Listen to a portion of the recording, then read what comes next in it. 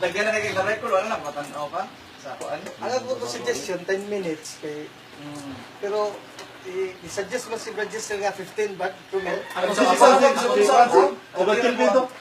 It takes. Oo, kasi mubuan mo sa 10, pwede na sa 15. So, Ay, agad na sa ko, okay. Oo, Okay man ako. if okay lang nyo, pwede lang si Ramil atong mediator na ito. Pwede sa do. May mode sa time, sa kuwan. Oh, 10K per Oh, mediate sa do. Na yung mga question. Na, maging facilitator mo. Experience kaya itong kuan na rin. Kasi meron. Kaka mo. Hindi sa niya sa Jehovah's Witness nga itong Na, nangyit ba? professional kayo mo ba? Dili. Nag-school na agad ba? Mura ka ito. Scholar, nag-research yun. Dami ka, dito mo ko sa kuwan. Sa Ilohang restaurant ba? Nakuha mi na naambos mi, naambos. Sus, nato ba? Ibig ni Kristo. Paglingkod na mo, kuha siya di pulo kayo. Bang!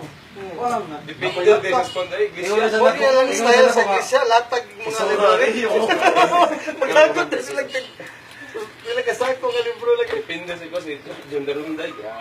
Ang gingon mo sa mga kay igsuon lang sa iyang panang ano may Bible kay sa ko Wow, spy balong ang sige, ministro. igsuon ra man di ay okay ra. Tapos pag-abol ito habak natin Bible. Itagan sa reference mo. Kay kom tanan mo natin matag din natin gidadali ko. Ya ako yan. Yung daan mo tali. Katawa kayo dito. Kaya yung gigamit na ako ng word kato naman John 17:3 naman. Yan yung gibato ang John 1:1. Sino po nakang Dr. James White yung gikuan. 17:3 man the only true God. Okay. The same niya po. Di nakita gabi na The same niya po yung ibuhat. dito na walang focus na, 17:3.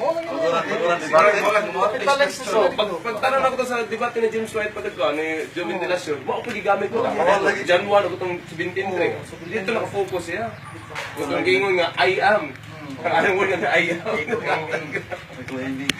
Ito siya na trap. Para sa pag-describe sa pag-describe ni Jesus Christ. How come ang the only napay coming Holy Spirit o Son only na only nga napay Adam napay lain only Failure to distinguish between nature, being, and persons.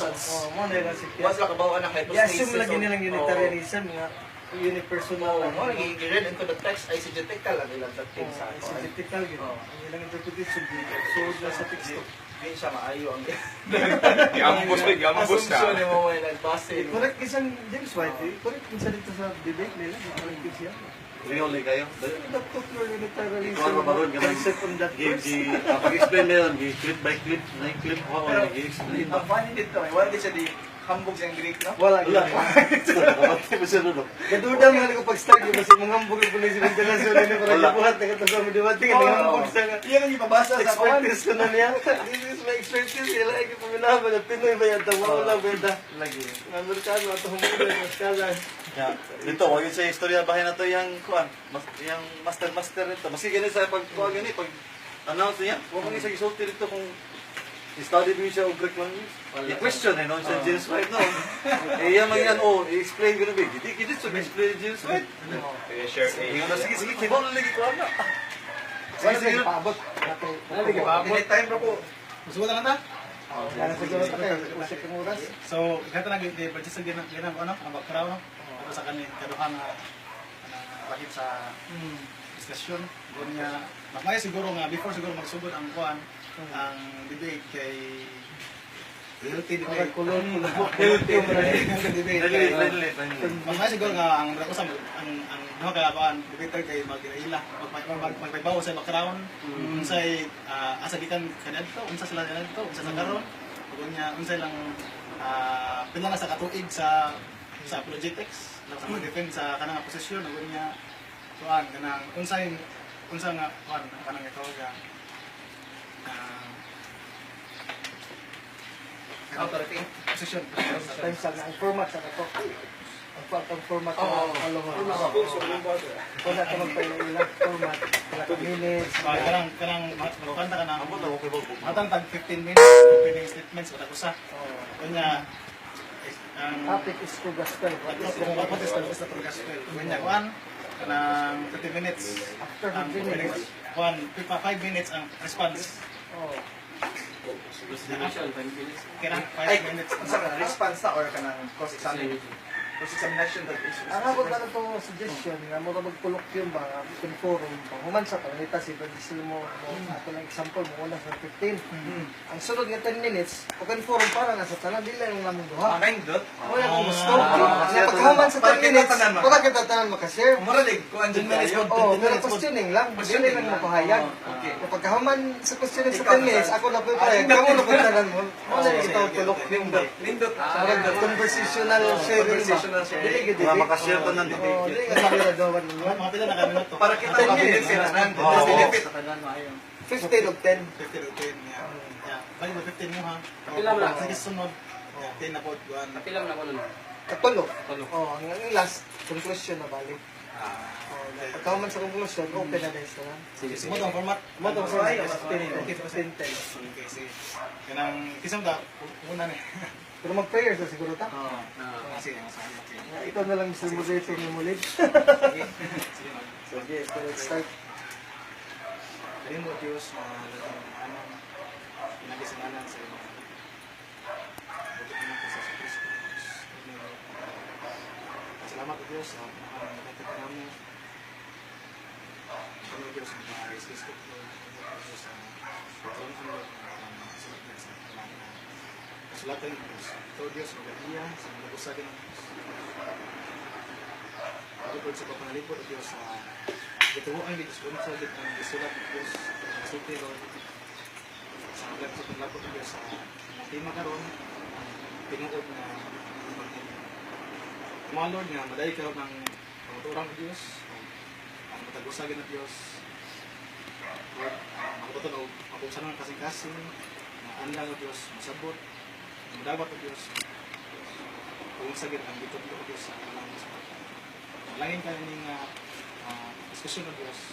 Pwede mo lamang ang kanang-ibat na Diyos sa ngalan sa amin ng Diyos. Ato sa gawa. Asa man mo buti-buti ka mo? Ila-ila. Ila sa. Ito. Ang ito sa kanang ano ga bakaran. Mo lang siguro pamirador, kita siguro. Kita tanan. Oh, sa 1 minute lang ang bakta. Oo, sige, sige. Okay, sige, mas maayo. Asa mo taso wala. Di kay ko man kanang sa kakal sa parang yung background. So, usalang mata. Ano ba? Okay, mo man ang background niya. Parang ang background. Di ba? Sige, sige. Usalang ka. Sige. So, na. sige. Okay, actually, kami kay puro mini-hold sa 1689 Federalism sa Second London Baptist Confessions of Faith. So, puro may mga Baptist. Unlike sa mga Baptist, yung mga Bible Baptist, dito sa mga Calvinist, kami ni-hold me sa 5 point of Calvinism, which is the reforming, ni-hold me sa kanang total depravity, unconditional election, limited atonement, irresistible grace, perseverance in the saints. I-believe sa mi sa 5 ka-principle sa Reformation, nga mao ang 5 ka sola, mga nakitawag na ba, sola scriptura, sola fide, solos Christo, sola gratia, o soli Deo gloria. Kung sulti tag sola scriptura, by the scripture alone. Kung masulti sa tag sola fide, through faith alone, ma-justify ang person. Nya, in Christ alone, si Kristo mo ang naghatag ang kaluwasan, no? O sola gratia, pinaagi sa grasya tanan na bato na nato ang kaluwasan, no? Ginahatag sa Ginoo kanato. O soli Deo gloria, ang tanang himaya iya lamang sa Ginoo ug walay ato. So therefore mao na among hold me sa London Baptist Confession of Faith, Second London Baptist Confession of Faith, hold me sa Covenant Theology, mao na among gibarugan niya. Isip Kristohanon, dili ni diretso na himong Reform Baptist, na dahil mo kuming himo sa mga evangelical sa born again ni nga ni hold sa Arminianism before. So daghan mig mga doktrina no nga nagikan ni before, pero sa kadugay sa pagtuon sa scripture no, sa tungod sa sigig basa sa scripture, sa giya sa Ginoo sa balang espiritu, nakat-on mi niya, kay since kani man among final authority, so wala may problema nga mo-change mi sa among belief, no? Kay as long as gi-inform sa scripture, kay mao ni ang among final authority sa mga dili among pastor, kung masayop si pastor or si Luther or si John Calvin, there will be no problem in our part. Kay ang final authority dili people but the word of God. So maorto among jutay nga pagpailaila sa among kuano. Okay. Ako as representative sa among side sa Roman Catholic Church, puro maging Roman Catholic. Kasi Don Alvin ay may siguro Then, ang stand mo, same gyapon, traditional Catholic din. Affirming the baptism of Council of Trent, to Second Vatican Council. Wow. So, ang among kagong based sa CCC, Catechism of the Catholic Church, kung puti nga book, Pope John Paul II.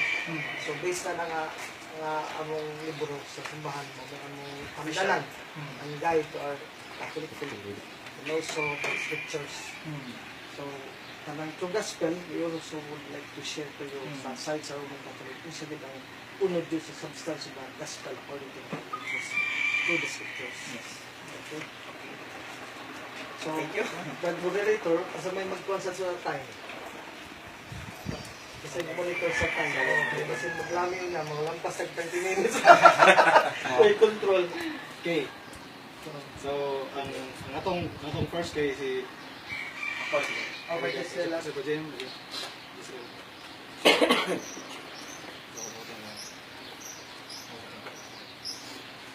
minutes.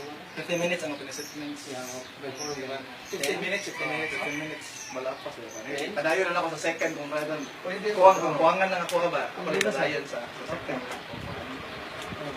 Okay, so on time, we'll start na... Okay, our beloved gentlemen, mga visitors, no? Thank you for coming, my Reformed friends, my very well-accomplished opponent, Mr. Alvin Gitamundo. Thank you for coming. It's a very pleasant afternoon to each and every one of us. This debate or discussion is hosted as a continuation of the previous discussions we have discussed with Brother Romil. Muna una naman is on sola scriptura. Mga ito yung first na mga topic is ito. We have made up our mind after the discussion that we debate on the topic of the true gospel. Since according to Galatians 1:8, that anyone who preaches a different gospel, contrary to what the apostles have preached, let him be anathema. According to the Apostle Paul, it's whether us or any angel. So even sila, kung magwali sila different na gospel, even if it would be the Catholic Church would preach a different gospel according to the message of the Apostle Paul, then let them be anathema. No? As far as scriptures are concerned, the article by which an individual or any religious organization stands or falls is no other than the gospel. So if any person would claim that, hey, I came from the apostles' time, I can trace my historical pedigree back to the apostles' time, and yet preaches a different gospel than what is delivered to the apostles, then that religion, even if it has a claim for historical pedigree, it has to be anathematized. It anathematizes itself. The case in point there is the Jews during Jesus' time, mga Pariseo sa panahon ni Cristo. What they did do, they made a claim to historical pedigree. They claimed that, hey, I can trace my origin back to Abraham's time. No? The Jews can likewise trace their origin back to Abraham's time. As a matter of fact, they boasted, no? Yet Jesus, what's the reply ni Jesus towards those mga Pharisees, no? That they can trace their origin back to the apostles' times? Do not presume, Matthew 3:9, do not presume to say to yourselves, we have Abraham as our father, for I tell you, God is able from these stones to raise up and become children of Abraham. Now, another claim for Roman Catholicism is that, hey, the Holy Spirit, it is promised in the book of Matthew 28 that I will guide you, I will be with you until the end. Yet that same promise that was promised by Jesus to those apostles was also promised during the time of the Old Testament. In fact, ingon sa Deuteronomy dito, I will never leave you nor forsake you. Israel as a people was promised by God that He will be with them until the end. He will be with His people, the same promise that Jesus made to His disciples. But the problem here, just because you have that promise, it does not necessarily follow that there will be no apostasy that will take place. No? Even those Jews, no, who came or believed that they came from Abraham and Moses are condemned by Jesus. No? They were considered as apostate people. No? In fact, they are the ones under tutelage. They are the ones who crucified the Lord Jesus Christ. No? This is what I said. Okay? But the Bible itself already made a verdict that if one preaches a different gospel than what is preached by the apostles in the whole scripture, then let it be anathema. Now, let us now cut to the chase. the question that I'm going to answer this afternoon, does the Roman Catholic Church teach the true gospel? So that's the question that I'm going to ask. But if we're talking about gospel, there are lots of similarities between Protestant and also Catholic in terms of their understanding of the true gospel. The Roman Catholic Church likewise believe, according to the Catechism 2763, that all the scriptures, the law, the prophets, and the Psalms are fulfilled in Christ. The gospel is this good news. This kind of gospel is also affirmed by Protestants. So we have similarities. We both believe that the gospel concerned His Son, according to Romans chapter 1 also. No? In fact, Patrick Madrid, a very famous apologist, he said that Jesus preached the good news of salvation. This good news of salvation is the same good news that we preach also. No? We believe also that the good news concerns about salvation. So we have similarities in terms of our understanding of the true gospel. But which part of this belief about the gospel did we disagree? Now, concerning to the nature of the justification by which this gospel promises, whether it is purely grace, that's our position, it is purely grace, it's all about grace, or is it partly grace and partly human contributions or works, is the very point of this agreement that we will have this afternoon. Although most of the Roman Catholic apologists would claim that they are by grace alone, that everything is by grace alone. But if you're going to look at it to their systems of soteriology or their teachings about salvation, you will notice that even if there's a prevenient grace, God will initiate grace in a person, but at the same time, there must be a collaboration of a person, and this collaboration of a person is itself meritorious. When you say meritorious, we know the meaning of that, no? It is merited. Your good works will be regarded by the Lord that contains a merit, no? And therefore, He will reward you according to your good works. But according to one of the Roman Catholic apologists, our good works, now that we are saved, according to their view, is now accepted. Why? On the basis of our union with Christ. That's what they believe. I'm sure that I did not misrepresent the Catholic on that part, no? But I have 5 basic contention that I will raise this afternoon. These are, number 1, the true gospel teaches that justification is by faith alone, apart from any human works in general. Whatever works is that? Is it Mosaic or the kind of the new perspective of Paul kind of works? No. The verses that I use for this particular one is Galatians 2:16. What does Galatians 2:16 says? Knowing that a man is not justified by the works of the law, not by the works of the law, but by the faith of Jesus Christ, even we have believed that we might be justified by the faith of Jesus Christ. It is by faith according to Galatians and not by the works of the law. For by the works of the law, no flesh shall be justified. Take note of that. Not by the works of the law.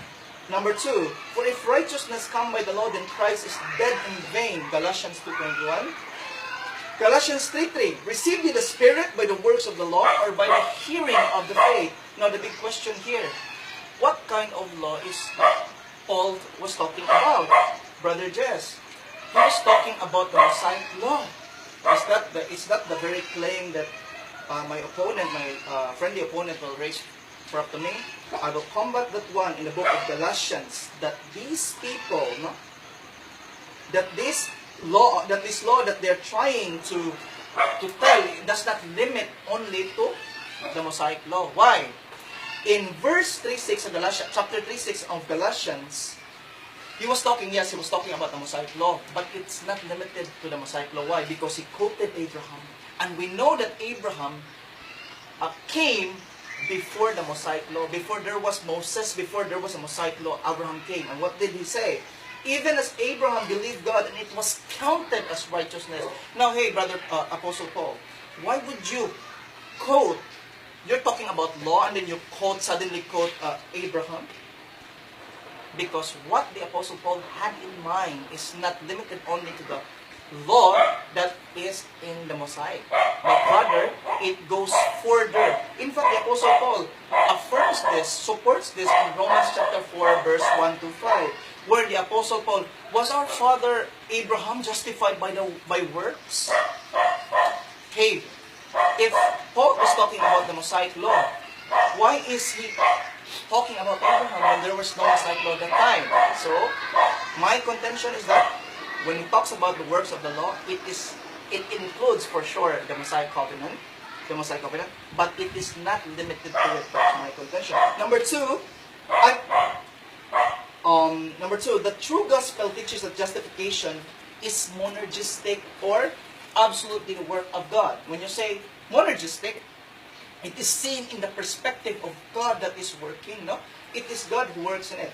What's my scriptural grounds for claiming this? Romans 8:29. Moreover, whom he did predestinate, them he also called. And whom he also called, them he also justified. And whom he justified, them he also glorified. You can see the rippling, or what you call this one, the chain, the unbroken chain of redemption. Tanan nga gi-predestinate sa Ginoo, iyang gitawag. Ang tanan sa niya gitawag, iya sang gi-justify. Ang tanan nga gi-justified niya, iyang gi-glorified. In God's perspective, wala siya gi-justified na wala niya gi-glorified. You will never ever find that one in the book of Romans chapter 8. The Bible tells us that tanan niya gi-justified na glorified, whereas with all due respect sa Roman Catholic Church, they believe that there are people who will be in a state of justified, in the status of they're justified, but there are people who were justified, and will not be glorified because they run away from their faith. But in God's perspective, that's why I call it monergistic. In God's perspective, tanan na yung justified, He will glorify. So that's the view of God. Now, turn with me. But now the righteousness of God, in Romans chapter 3, verse 21. But now the righteousness of God without the law is manifested.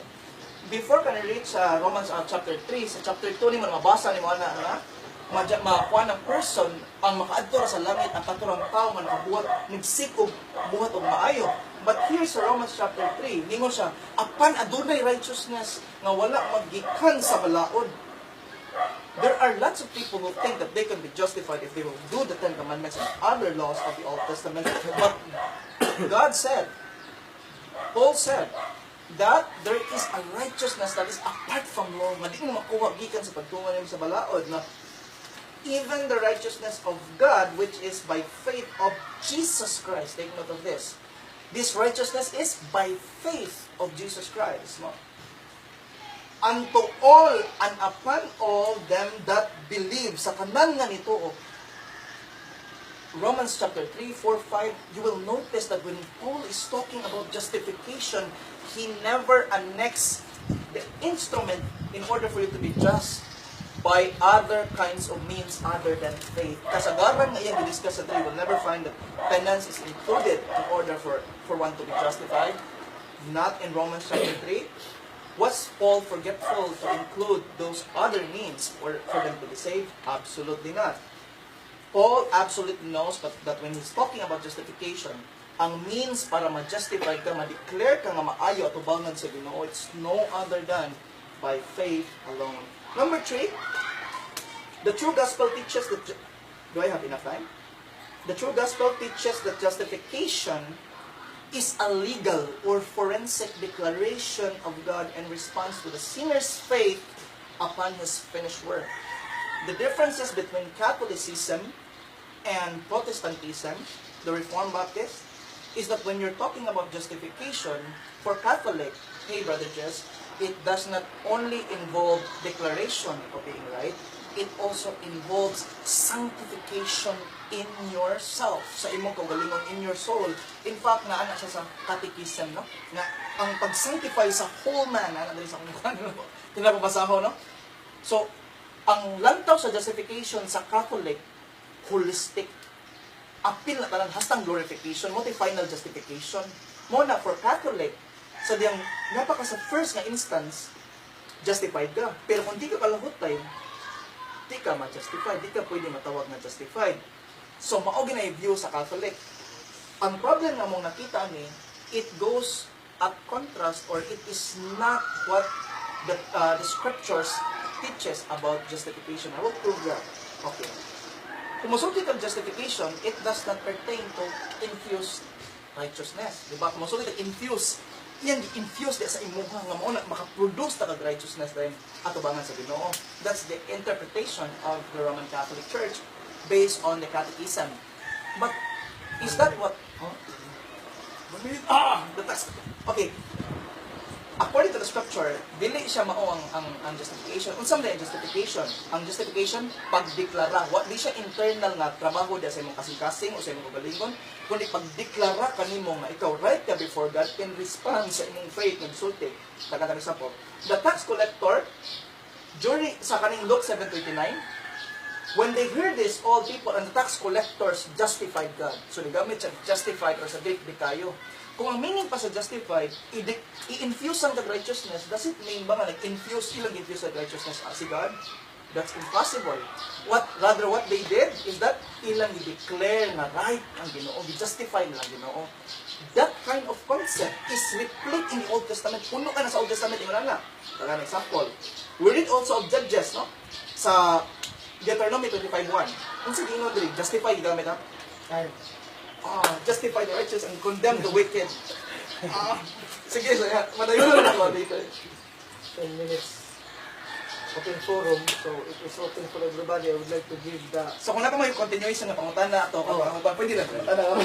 Pwede, hatag sa nakuha nila. Brad Romel o si Brad James. Yan, tayo. Sige, Start na. Kung may exhaust sila to, ako na po yung mga Sige.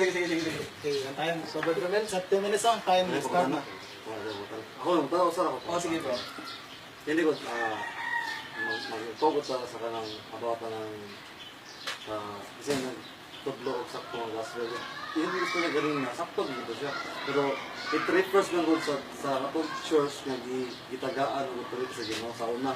Ato sa ikwenta sa una. So, kato siya tanang, i-quote sa referado sa Ginoo ng church. Pero sa imo nato siya nakasuwat gyud nga ningon nga katong true church nahitabo pa kato siya non-existent na to siya kay naay nasayop nila Sa asa. sa katoy mo yung madiwan yan naman ka na aside sa Catholic Church pag yan napili mo kay Israel. You're referring to Israel. maski pa ang church pa tudlo ko na og sayo wa na jud ko na ang paswat mabot sa Bible nakaswat ba ningon ba ang sa Bible ang church na katong gitagaan sa Ginoo authority which is the Holy Spirit is naka-abide nila. Kung naay nasayop nila, nawagtam na nila ang ilahang authority sa pagtudlo sa tinuod ng gospel. Sa katulang original church sa focus ta. Okay. Kay mas nindot man na ma-repair man natin katapos. Actually, when we're talking about the true church, that is very debatable because we don't agree as to what is the true church is. For example, we have different criteria what is the true church. For you, ang medyo makita nga criteria sa Catholic Church, with all due respect. If makita nyo sa history, matrace ninyo sa success sa kanang mga bishops, makita sa history, therefore this is the true church. No? Sa among criteria as a Protestant, we have different criteria. Our standard for knowing whether that one is a true church or not, if that particular church preaches the true gospel. So yung akong claim. Wag sa kuni, ako sa klarohon, I didn't make a claim that the church founded by Jesus Christ, that the church na katungigihan sila si Peter nagtudlo og sayop. I didn't claim that. In fact, akong claim is hypothetical. So meaning hypothetical, pananglitan. If dito siya kanang wa ko ni hatag assertion na nakuan na daot ang church na to, wala ko nimo assertion na during my presentation, rather niko if si Paul, mismo si Paul ningon siya na hypothetical siya, kung magtudlo pananglitan lang church ko, kung magtudlo ko sayop ng gospel, i-anathematize na ko ang kagalingon because that's what the scripture says sa ngani. So muna ang claim sa katong lingon ako sa introduction o ganin. Just like Paul, lingon siya ka.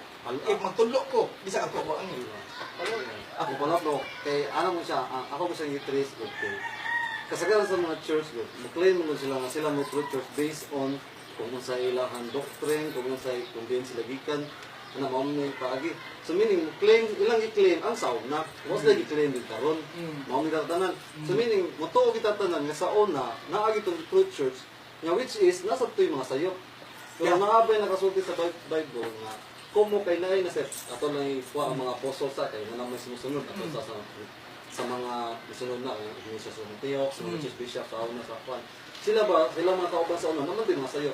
Yes. Diha ba dapitan nga, naputol ba ang gihatag ng authority sa Ginoo sa pagtudlo sa tinuod na gospel? Nganong na naman daghang mo claim kung naputol ka dahil kung nabay nakasuot sa Bible nga katong higayunan, lagi maputol o mawa ba to siya? Can I answer the question? Oh. Okay.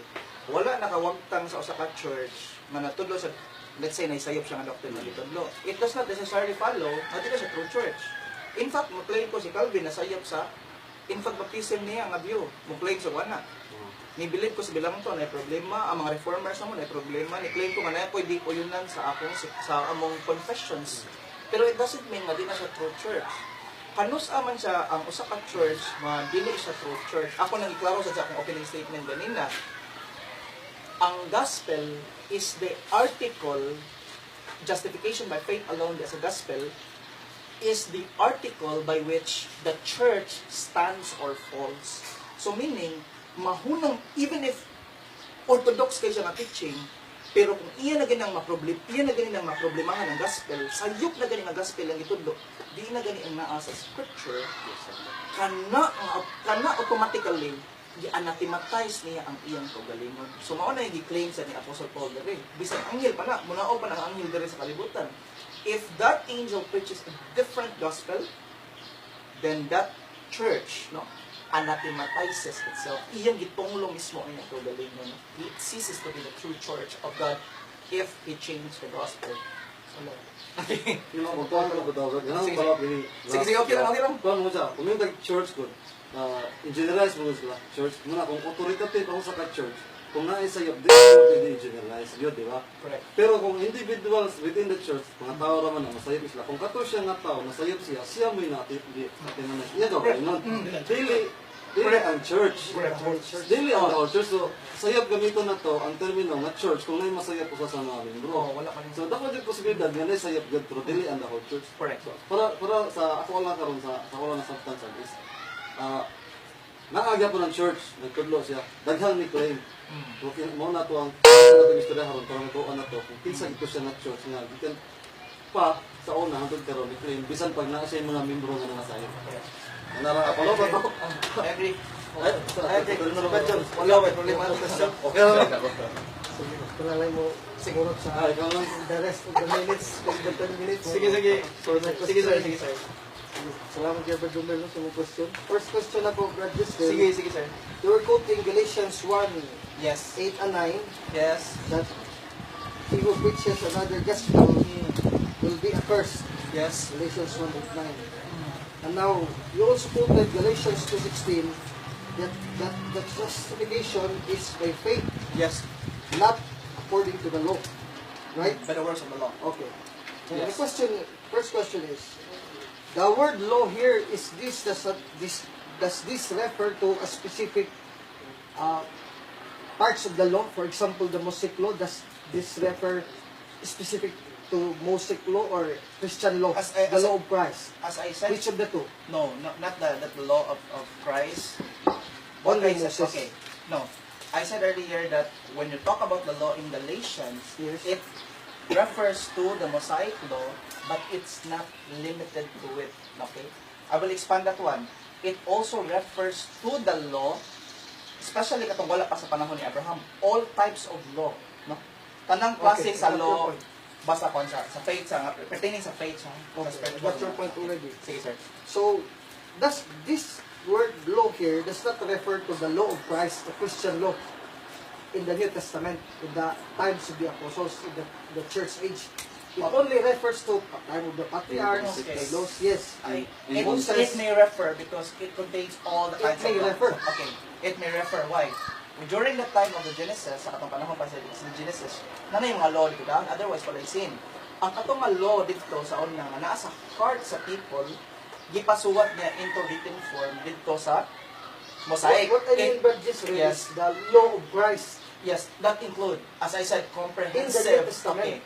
Comprehensive, all types of law that contains works. When I say law of Christ, meaning those laws that Christ implemented during his time, not Okay. before. I am not Would different. that refer to that? That Okay. we would not be justified with that law of Christ? Yes. Do you mean? It contains Yes. everything, comprehensive, yes. That's So what my it is. question is, where is that word, letter by letter, law of Christ cannot justify in Galatians? Okay. What verse? Chapter and verse, please. If you're looking for Because you're if so you're less looking scriptura. if you're looking for a specific word for word, Yes, law of it cannot Christ be cannot found. justify. It cannot be found. Thank you very much. You will never find that one, but we're not dealing here about the verbatim form of word for word. Otherwise, Trinity cannot be proven because it's Okay, not found already in the Bible. content with your answer. Thank you very much. Next question. Yes, sir. Thank you. In Galatians chapter 5 verse 6, St. Paul says, "For in Jesus Christ neither circumcision avails anything, nor uncircumcision, Yes. but faith which work by love." True love. Yes. Oh, by love, by love. Now, Yes. it is very clear that St. Paul says that what avails with Christ, being a Christian, is not circumcision, Correct. meaning the Mosaic law is circumcision or not circumcision, Yes, true. but only faith that works through love. Yes, dapat work. So Faith this- that works in love. Yes, the faith that works in love can justify us, It according to doesn't, this verse. actually, it doesn't say that it can justify or But faith it plus says love. it avails to Okay, Christ. let me explain. Okay. The quality of faith by what that justifies us, it's just faith alone. But that faith alone, in order for it to be true, no, it will produce fruit, and that is love. Okay, I got your point. Next question. Yes, sir. This word avails much, not circumcision and Hmm. or circumcision either. The word avail, would that mean that it justifies? It has something to do with salvation? It Because does. it has something to do with Okay. faith. Do you mean faith that Okay. works through love cannot save us? Your faith, that your kind of But faith? he's talking about already Christians. Yes, Those people that yes, are I got you. that are already Christians. He was not talking about a kind of person that is not yet saved and yet to be justified. So that person, let's say for example, kanang a person wala pa siya ma-justify. So makinahanglan pa siya love of faith in order for him to be. Do you mean that your salvation is before faith? Para nimo, imo na 15 minutes. 15 minutes, okay. Thank you, sir. After my 15 minutes, pwede sa mga kapangutan. So, ang time to start. Okay, thank you very much, Producer, for Thank you, your wonderful presentation. And God, moderator. And my colleagues here, Brad Romel and Brad Jun. The Gospel, according to Scriptures, actually, I have listened to Brad Gistel. He only quoted one verse in which the word gospel is being spoken or talked about in Galatians 1:8-9. And it teaches about another gospel to be accursed or to be anathematized. In other verses of the book, there is no gospel involved. So you're only speaking of the parts of the gospel. We're not talking about the whole of the gospel, in which our topic is very clear. What is the whole gospel? So I was waiting for you to cite me the verses. What is the true gospel? In the Catholic Church, it is really here in these verses that I will share to you now that the gospel is really mentioned. First, the gospel is centered on the person and work of Jesus Christ our Lord. Mark 1:1. But you did not mention this. Because this should be the first point. In the beginning was the gospel of Jesus Christ, who is the Son of God. So our gospel centers, nakasentro tayo ang ating ebanghelyo sa pagkatao at sa persona ni Kristo na Diyos na tao para tayo ay tubusin at tayo ay iligtas. Matthew 1:21, name him Jesus, Yeshua, for he will save or redeem his people from their sins. Matthew 1:21. Now, Christ has also given us laws and his commands, because when he ascended, before he ascended to heaven, he told the apostles, preach the gospel to all creatures. You know that verse, Mark 16:16. Yes. Mark 16, verse 15 to 16. Let me just read it. Because Mark 1:1 I quoted, I also quoted the last chapter of Mark, chapter 16, also refers to the gospel. And he said unto them, to the apostles, meaning to the church that he founded, go ye into the world and preach the gospel to every creature. He that believes and is baptized shall be saved, but he that believes not shall be damned. So the gospel here is referring to the preaching of about the person of Christ, his doctrine, Yes. his teaching, his commands, and he who believes, there is the element of faith, and will be baptized, shall be saved. So salvation consists in these elements written here, Mark 16:15 to 16. Also based and anchored on the person of Christ, Mark 1:1 to 2. Not separated. Now we do not preach a gospel in which we will be justified through the law of Christ apart from the person of Christ.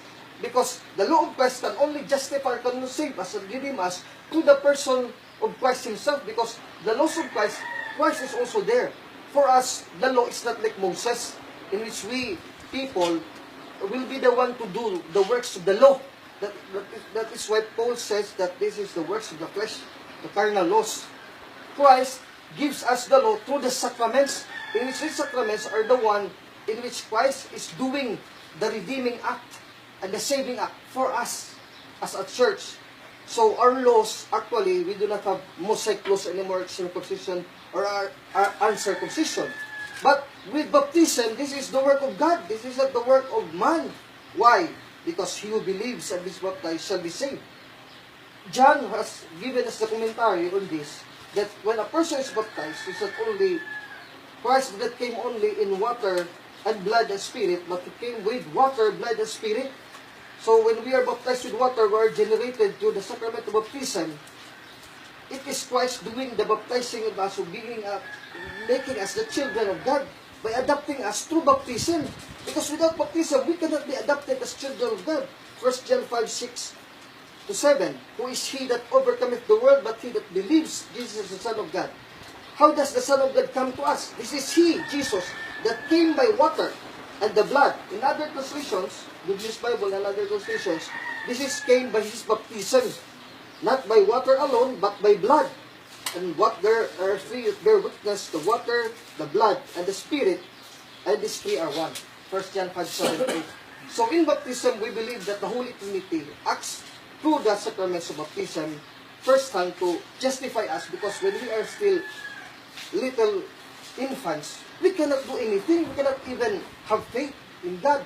So the sacrament is to be given through the church, instrumentality of the church, because it is commanded. It is a law of Christ in Mark 16:15, Matthew 28:19-20. So now you have also at least now a brief viewpoint of why we Catholics, we baptize infants. Because we want justification not only for adults who have believed in Christ to be justified, to be sanctified. You quoted Romans 8:29-30, to be glorified. But we are to be glorified from being a child since birth until you die. So we have the what we call the sacraments. Actually in the Greek it's mysterion, but the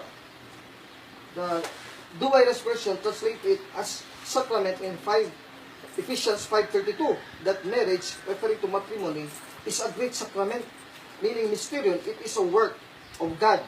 Actually, that mysterion in the Greek meaning it is a divine act. That is why it's a mystery. We cannot fathom it on how God saves us and justifies us through the sacraments that He implemented in the church that He founded. Now, aside from that, the Christ redeeming us through the sacraments can be found only in the kingdom that He built on earth. Christ also told us in Matthew 24:14, which is very clear here, that the gospel of the kingdom is to be preached also. So the gospel is tied with the kingdom, and this gospel of the kingdom shall be preached in all the world for a witness unto all nations, and then shall the end come. Matthew 24:14. If we quote Mark 1:1, centered on the person of Christ, but in verse 14 below and 15, now after John was put in prison, Jesus came into Galilee, preaching the gospel of the kingdom of God. So the gospel comprise also the kingdom of God. You cannot talk about the gospel, talk about sanctification, justification, and you do not take in consideration the kingdom of the King Himself. That is disjointed. I would just believe on Christ, faith alone, sola fide, without being a part of the kingdom of Christ. You cannot be justified by faith alone without part of the gospel of the kingdom. Because the gospel of the kingdom is connected with the person of Christ. Mark 1:1-2, Mark 1:13-14, that is very clear. Now, the kingdom of Christ is what? It is the church. That is why Brad Brummel, since he already read about the doctrines of the Catholic Church, he have learned that the church is very important for our salvation, because the church is responsible for this gospel and how the gospel benefit of saving us and redeeming us by Christ, the person of Christ, is available to the sacraments in the church that we founded. Matthew 16:18-19. Why? Because the sacraments is here symbolized by the keys, the laws of Christ, the keys, the power, the authority to be saved. Matthew 16:18-19. And I say unto thee that thou art Peter, and upon this rock I will build my church, and the gates of Hades shall not prevail against it. 19. And I will give unto thee the keys of the kingdom of heaven. Whatsoever thou shalt bind on earth shall be bound in heaven. Whatsoever thou shalt loose on earth shall be loosed in heaven. Now Christ is our chief cornerstone in Ephesians 2:20. With the 12 apostles as foundation stones together with Christ. And foremost about the 12 is Peter, upon which Christ founded his church in Matthew 16:18-19. Now, Christ gave the keys of the kingdom of heaven to Peter. This keys is the authority or the power, the laws, and the sacraments of Christ given to the apostles and to the church. That is why Christ told the apostles in Matthew 28:19-20, Go ye therefore and teach all nations, baptizing them. So the word baptism is there. This is very elementary. This must comes primary first, because we are to be saved from infanthood. Also the adults, baptize them in the name of the Father, and the Son, and the Holy Spirit, teaching them to observe all things whatsoever I have commanded you. And lo, I am with you always, even unto the end of the age. Now, you cannot disjoint this or disconnect this with Matthew 16:19, the keys, the power of the keys, to open up the kingdom of heaven, because these are actually the laws of Christ that can open the kingdom of heaven. And we, the Catholic Church, believe that we are this kingdom, the church, founded by Christ. Because actually, although we cannot read here, I will build my Catholic Church, but in the original Greek, I have here a Greek Bible. James White is a Reformed Baptist Yes. and debater, and a Greek scholar. I know that he also knows about this. In Acts 9:31, it says in the Greek, Praxis Apostolon, Acts 9:31, Himenhon, Ecclesias Catholistes, kay Judeas, kay Galileas, kay Samaria. The Catholic Church, Ecclesias Catholis, the Catholic Church in Judea, that is what is founded by Christ in Matthew 16:18-19 in Judea and Jerusalem. In Acts chapter 2, verse 1-47, in